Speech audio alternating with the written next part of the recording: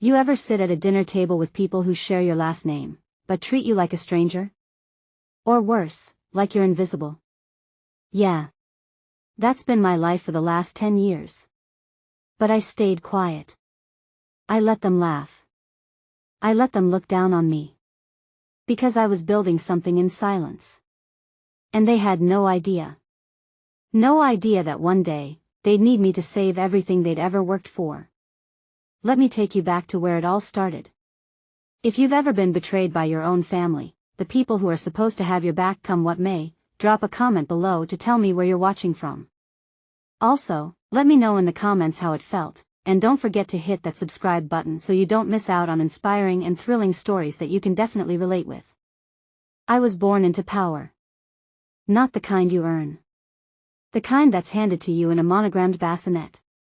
The Hamptons, our name meant something. Bankers, oil, shipping, luxury real estate. You name the industry, we had our hands in it. My parents had more money than most small nations. My cousins flew private before they could spell their own names. My siblings got their first trust funds before kindergarten. And me? I was just Amelia. The middle child. The quiet one. The one who didn't get it. I wasn't loud or flashy. I didn't care about Cartier bracelets or Ferrari collections. I cared about people. Ideas. Things that mattered. That made me the family freak. When I was 18, I told my father I wanted to study business, not to join the family conglomerate, but to start something of my own. You'd think I said I wanted to join a circus. Why reinvent the wheel, he scoffed. You've got a seat at the table already. No. They had seats. I was always standing in the hallway. I remember one time, family strategy meeting. I had spent weeks researching a proposal to make Hampton and Row more sustainable. Ethical sourcing, fair labor practices, environmental responsibility. I walked into the boardroom, dressed in a blazer I bought on sale with my own money, not the family card, and nervously handed out printed booklets of my plan. My father didn't even look at it. My uncle skimmed the first page and laughed. Cute, Amelia. Maybe one day you'll be in charge of our green marketing. I sat there, shrinking. My ideas? Worthless to them. My voice? Noise. Even at home, I was the outlier. Charles, my older brother, was the golden child. Ivy League graduate, polo playing, deal closing golden boy. Elise, our cousin, had designer written into her DNA. She once spent $60,000 on a painting of a banana. They were the family's pride. And me? I wore thrifted clothes. I took public transportation. I interned at real companies for free just to learn how the real world worked. No one cared. No one asked. In fact, they teased me for it. Once at brunch, Elise smirked as I walked in. Did you get mugged on the way here, or is that outfit intentional? They all laughed. I laughed too. Not because it was funny, but because it hurt too much to cry in front of them. After college, I turned down a 6-figure job offer, from my own family's company. I didn't want the easy path. I wanted to make something that mattered. So, I used the last $10,000 in my savings I earned, not inherited, and rented a dingy office space above a garage in Brooklyn. That's where Modesty was born. A modest start for something I believed in. I built a tiny team. Worked nights. Lived on microwave noodles and black coffee. I answered customer emails myself. I packed orders by hand. There were weeks I wasn't sure if rent would clear. Meanwhile, my cousins were doing champagne facials in Saint-Tropez. At family gatherings, the questions were always the same. So, Amelia, what are you doing these days?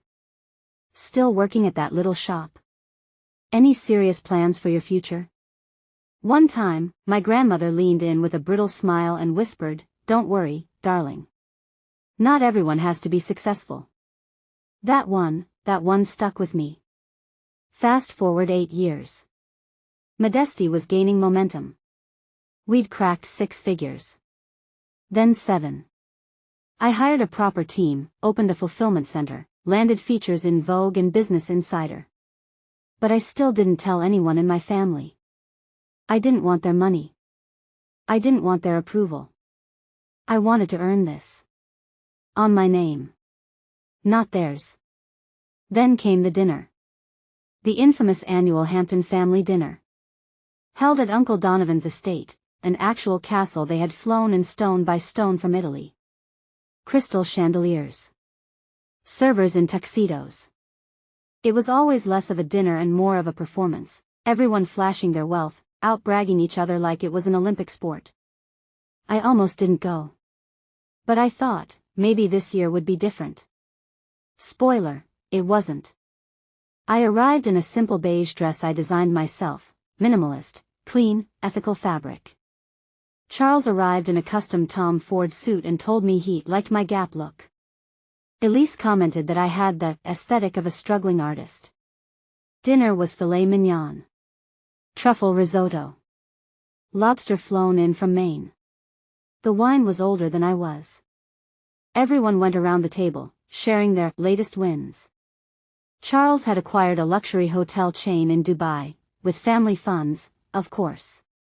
Elise had launched another handbag line, sold out to her influencer friends. Even the younger cousins were talking about crypto ventures and celebrity endorsements. Then they got to me. Dead silence. Then the smirks. "So, Amelia," Uncle Donovan said, swirling his wine, "what's new with you? Still living the starving entrepreneur life?" A few chuckles. I took a breath. "Actually, things are going really well." "Oh?" Charles raised an eyebrow. "You finally get a job with a paycheck?"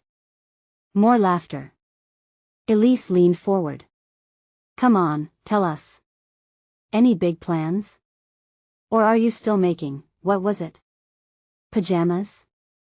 They always did this, minimized, dismissed, reduced. I looked at my mother. She gave me that familiar look, the one that said, "Don't embarrass yourself." So, I smiled. "I own a company," I said. "It's called Modesty. We specialize in sustainable fashion and ethical sourcing. We just crossed a $1.3 billion valuation." Silence. Then, laughter. Louder this time. "You what?" Charles blinked. "No way," Elise said. "That's the hippie brand that sells hemp pants, right? I saw that in a magazine once," someone added. "Didn't know you worked for them." "I don't work for them," I said, my voice calm. "I built it. From scratch." They didn't believe me. Of course they didn't. In their eyes, I was still the weird middle child who didn't belong at the table. The one who never amounted to anything. The one who refused the golden ticket. It didn't matter that I had built an empire. That I had real employees. That my name was on patents and paychecks and publications. To them, I was still just Amelia. And yet, sitting there, I felt something shift. Not in them. In me. Because for the first time, I didn't need them to believe me. They would find out soon enough. And when they did, well, let's just say they'd be coming to me for help. Because the House of Hampton wasn't as solid as it looked. And the cracks? They were about to break wide open. After the family dinner where I told them about Modesty, where they basically laughed me out of the room, I didn't storm out. I didn't cry. I just smiled. Got in my rental car. And drove back to my hotel in silence. You'd think after all these years, their mockery wouldn't sting anymore. But it did. Not because I needed their approval. But because part of me, some bruised, younger version of myself, still hoped they'd say, "Wow, Amelia. We're proud of you." Instead, they called me a joke. A hemp pants startup girl. The next morning, I was on a flight back to New York. My assistant, Tasha, picked me up from JFK with a coffee and a crooked smile. She could tell something was off. What happened? She asked. They laughed, I muttered. At the $1.3 billion valuation? I nodded. Idiots, she said flatly. That made me laugh for real. One of those tired, half-dead laughs. I leaned my head against the car window and closed my eyes. Maybe it's time, I whispered. Time for what? Time to stop hiding. You see, up until then, I was just the founder behind Modesty. We'd never attached my name. My face didn't appear in Forbes or Fast Company. We let the brand shine on its own. On purpose. That was the plan. I didn't want the baggage of my last name attached to the brand I built from nothing. But now? Now I was ready to step forward. 2 days later, I sat down for an exclusive with the Wall Street Journal. We picked a quiet cafe downtown. No glitz. Just me, the journalist, and the truth. She asked me everything. Why I started Modesty. Why I never used my family's money. Why I stayed silent. And then, she asked the real question. Why come forward now? I looked her straight in the eyes. Because they need to know. Not just my family. The world. That you can build something massive without shortcuts, without nepotism, without selling your soul. She smiled. That's going to be one hell of a headline. 3 days later, I woke up to chaos. My phone had over 400 missed messages. Emails. DMs, mentions. Texts from numbers I didn't even have saved anymore. Tasha was already in my apartment when I walked into the living room. You're trending, she said. She pointed to the TV. Breaking, billion-dollar fashion brand Modesty, founded by Hampton heiress Amelia Hampton. The quiet billionaire, that's what the headlines were calling me. Business Insider. Vogue. CNN. Everywhere. My LinkedIn exploded. Brands I'd dreamed of partnering with were reaching out. Investors wanted interviews. VC firms offered buyouts. Even Oprah's team sent a soft feeler. But you know what text I opened first? A message from my father. You're on the front page. Call me. I didn't. Not yet. Because it wasn't just my dad who reached out. Charles. Elise. Even Uncle Donovan. Suddenly I was the family's hottest topic. Not in the mocking way. Not this time. This time they were confused. Rattled. And very, very curious. But I didn't say a word to them. I let them stew. I had work to do. But fate? It's funny. Because just when you think you're finally free of your past, it finds a way to crawl back in, this time, begging for your help. It started with whispers. Tasha pulled up financial reports one afternoon with a weird look on her face. You need to see this. Hampton and Rowe's quarterly filings weren't looking good. At all. Plummeting revenue. A quiet lawsuit. Major investor pulling out. We dug deeper. Turns out, the company had been bleeding cash for over a year. Lavish spending. Poor leadership. Project started and abandoned. Worse? Most of the bleeding came from inside the family. Charles's luxury hotel chain. Failing. Millions lost in construction delays and bribes overseas. Elisa's handbag venture. $5 million investment written off as a total loss. Cousin Darren? Blew company funds on a wellness crypto spa in Costa Rica that never even opened. It was like watching a slow-motion car crash. And then came the kicker. One of my old contacts forwarded me a confidential memo. Strategic emergency plan, consider approach to Amelia Hampton. They needed me. They actually needed me. 2 weeks later, I got the invite. Private Hampton board retreat. Location, Aspen. Attendees, all senior family members. Purpose, crisis strategy session. I laughed. Not out of pettiness. Not out of revenge. But out of pure disbelief. They finally saw me. Not the girl in the thrift store dress. Not the one who had potential. But the woman who built something bigger than all of them combined. I accepted the invitation. And I showed up. But this time, I wasn't quiet. I walked into that boardroom in a crisp white suit. Minimalist. Tailored. Timeless. The kind of suit you wear when you don't have to prove anything. They all turned to look. My father stood to shake my hand, like I was a stranger. Charles cleared his throat. Glad you could make it, sis.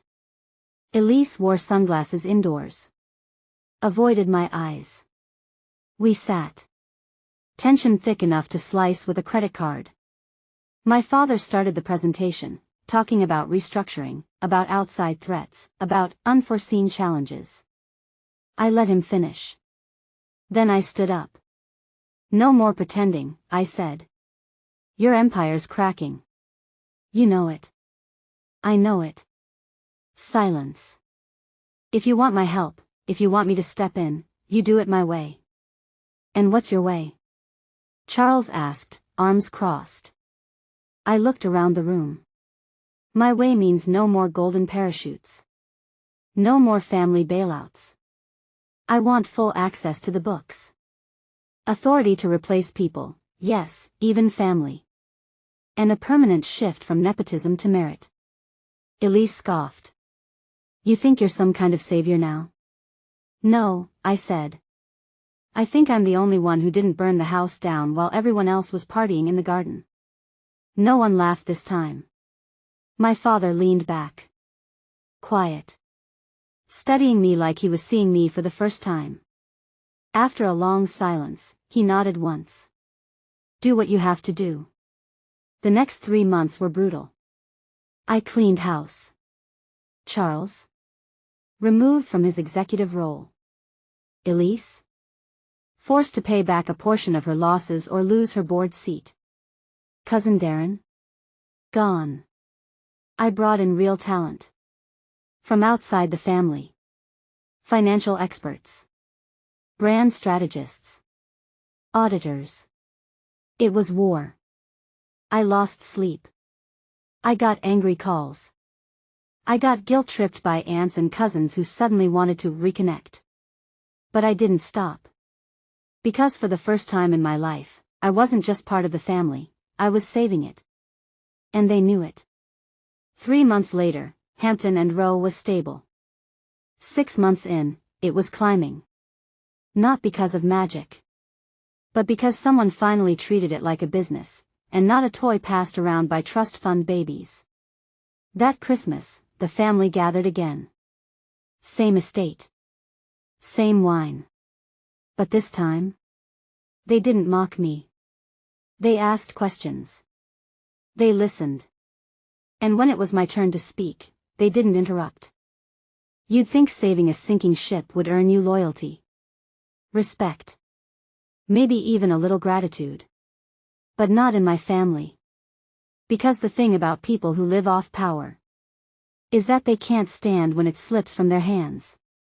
And now that they realized I had it, they didn't want to share it. They wanted to take it. As time went by, with me saving the family business, I started to observe some behaviors out of place. It started small, like most betrayals do. A whisper here. A raised eyebrow there. But after I stabilized Hampton and Rowe, I didn't stick around for applause. I wasn't there to bask in anyone's validation. I did what had to be done, cleaned up their mess, and stepped back to focus on my company. Modesty had just launched a new eco-luxury line. We were entering 5 new international markets. There was even quiet interest from LVMH. I was busier than ever, and happier than I'd been in years.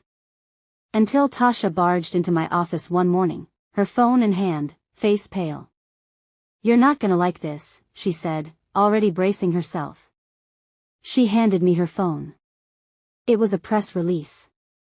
Hampton Legacy, entrepreneurial roots of Modesty traced back to Hampton family culture of innovation. What? I read it again.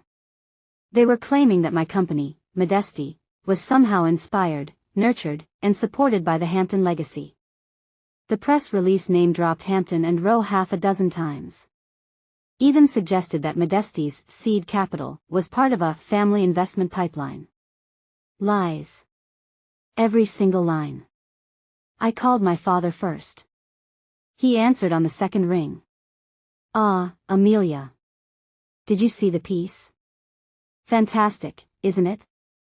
You approve this?" I said, voice tight. "It's just branding," he said. "Smart positioning. Everyone wins." "No. You win," I snapped. "I've told you from the beginning, Modesty is mine. You don't get to rewrite history because you think it benefits the family brand." He sighed like I was being difficult. Like I was ruining the party. "Come on, sweetheart. Don't be emotional about this. It's just PR." I hung up. And that's when I knew, this wasn't a misunderstanding. This was a move. I called my legal team immediately. Had them draft a cease and desist. Sent it straight to the board of Hampton and Rowe. You'd think that would have been enough to scare them off. But you don't understand my family.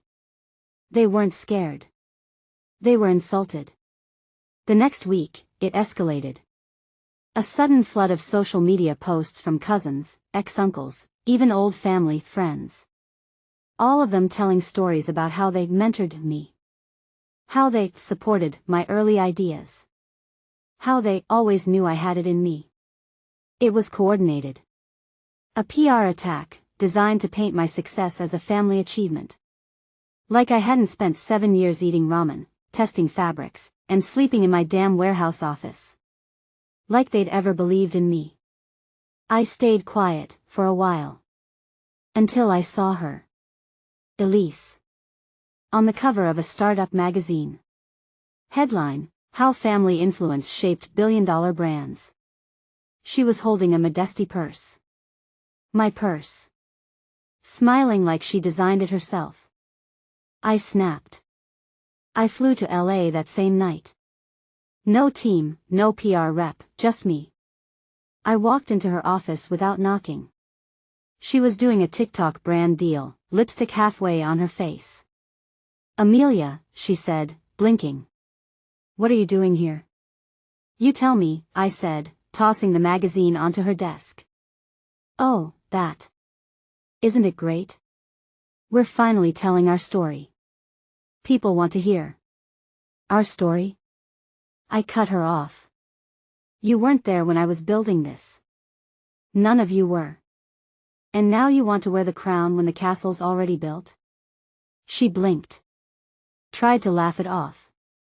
"It's just content." "No," I said coldly. "It's theft." And that's when her face changed.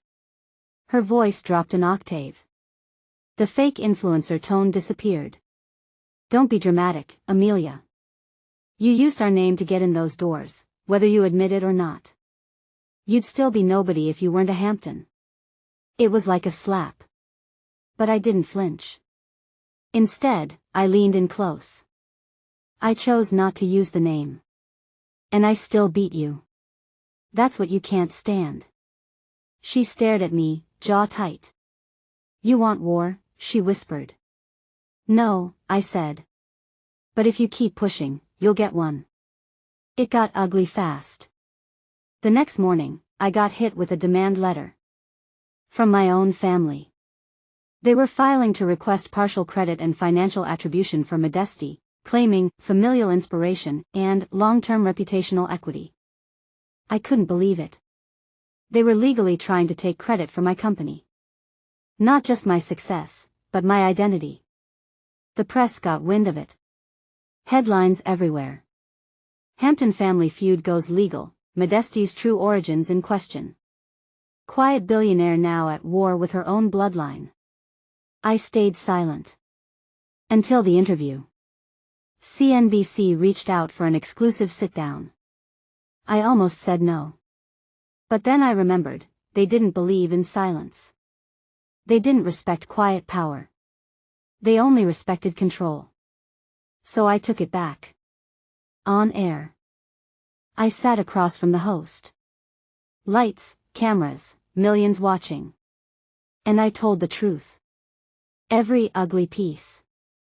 How I built Modesty on personal savings, waitressing tips, and a second-hand sewing machine. How not one Hampton ever invested, advised, or encouraged me. How I was mocked for years, and now they wanted a piece because they finally saw the dollar signs. I showed emails. Receipts. Time-stamped prototypes. I ended with this. I didn't build Modesty because of my family. I built it in spite of them. It was a bombshell. The public rallied behind me. Founders, underdogs, black sheep, people saw themselves in my fight. Modesty sales skyrocketed. Elise lost 2 major brand partnerships overnight. Charles went private on social media. And then, silence. For 3 days. Until I got an email from my father. Subject line, let's talk. We met at the family estate. Neutral ground. The staff looked nervous when I walked in, like they weren't sure if they should bow or hide. My father was in the study, drink in hand. He didn't hug me. Didn't smile. He just said, "This has gone far enough." I waited. "You've embarrassed the family. Is that what you wanted?" I stayed calm. "No. I wanted you to stop lying. That's all." He exhaled. Poured another drink. "You've always been so emotional. You take everything so personally." I laughed, sharp and humorless. "You tried to steal my life's work. And you think I'm the emotional one?" Silence. Then he said something that chilled me. "You don't understand how these things work. Perception is everything. It doesn't matter if you built it. It matters if people believe you did." I stared at him. And I finally understood. They didn't just want credit. They wanted to erase me. That night, I filed the lawsuit. Defamation. False claims. Misrepresentation of ownership. I knew it would drag. That it'd be public. That it would get nasty. But I didn't care anymore. They started it. And I was going to finish it. 3 months later, we reached a settlement. A very public one. The Hampton family agreed to issue a full retraction. Public apology. And legally commit to never making any claims to Modesty's ownership or influence again. I didn't do it for money. I didn't need it. I did it because I had to. Because they thought I was small enough to silence. Weak enough to gaslight. They forgot who I was. Not just the black sheep. Not just the outcast. But the woman who built her empire from ash. And who would burn every bridge they built, just to protect it. They say blood is thicker than water. But I've learned the hard way that blood can also drown you if you don't know when to swim away. I didn't walk out of the settlement meeting with anger. No. I walked out with clarity. All those years I spent trying to be seen, to be valued, to be heard, it all ended the moment I finally stood in that room and said out loud what they refused to believe: I built Modesty. Alone. The day after the meeting, I sent out one message to every member of the Hampton family. Just one. You no longer have access to me, my time, or my resources. I wish you all the best. This is goodbye. I blocked their numbers. I changed my personal email. I even instructed my team to reject any messages, meeting requests, or proposals that came from any Hampton-related business. Then, I exhaled. It felt like I had stepped out of a toxic fog I hadn't even realized I was breathing in. And from there, I soared. Modesty exploded in the aftermath. Orders tripled. We were featured in Forbes, Fast Company, and Vogue within 2 weeks. Major tech giants reached out for partnership deals. I launched 2 new verticals, Modesty Home and Modesty Wellness. Both took off like wildfire. But more than the money, it was the autonomy, the peace, that I finally embraced. I built a culture of innovation and respect. My team no longer walked on eggshells, worried about the family interfering. We were free. And we were thriving. Meanwhile, the Hamptons were drowning. Let me tell you what happened to each one of them, since Karma decided to write her own press release. Charles, the business genius. Charles always thought he was the heir apparent. Even called himself CEO in waiting. After our fallout, he tried to start his own tech brand to compete with Modesty. He named it Navanti, a ridiculous mashup that sounded more like a protein bar than a tech firm. He poached staff from Hampton and Rowe to build it.